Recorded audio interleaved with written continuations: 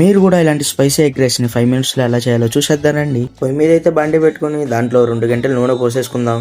దాంట్లో అయితే పసుపు, కారం, ఉప్పు వేసుకొని ఒకసారి కలిసేటట్టు తిప్పుకుందాం. ఇప్పుడు దాంట్లో అయితే గుడ్లు పగలగొట్టు పోసుకోవాలి. నేనైతే 4 గుడ్లు తెచ్చుకున్నాను. మీకు ఎన్ని గుడ్లు కావాలంటే అన్ని గుడ్లు తెచ్చుకొని కొట్టు పోసుకోండి.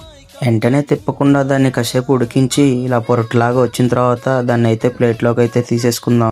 మళ్ళీ అదే బండిలో కొన్ని తాలింపు గింజలు అయితే వేసుకుందాం. తాలింపు గింజలు వేసుకున్న తర్వాత ఉల్లిపాయలు, పచ్చిమిర్చి, క్యారెట్ అవన్నీ వేసుకుందాం. నేనైతే క్యారెట్ వేసుకున్నాను. మీకు ఏం నచ్చితే ఆ వెజిటేబుల్ అయితే వేసుకోవచ్చు. కరివేపాకు కూడా ఇప్పుడు దాంట్లో వేసుకొని దాన్ని అయితే ఒకసారి తిప్పేసుకుందాం.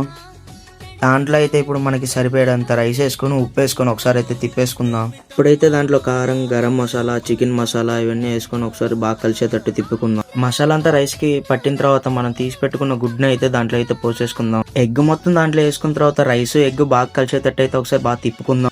తిప్పుకున్న తర్వాత ఫైనల్లో అయితే మన కొత్తిమీర అయితే వేసుకొని ఒకసారి తిప్పేసుకుంటే మన స్పైసీ ఎగ్ రైస్ అయితే రెడీ అయిపోతుందండి. అలా మొత్తాన్ని ప్లేట్లోకి వేసుకొని ఉల్లిపాయలు, నిమ్మకాయ పెట్టుకొని నిమ్మకాయ పిండుకొని ఉల్లిపాయతో తింటుంటే ఆహా అనాల్సిందే. మీరు కూడా ఇలాంటిది ట్రై చేయండి.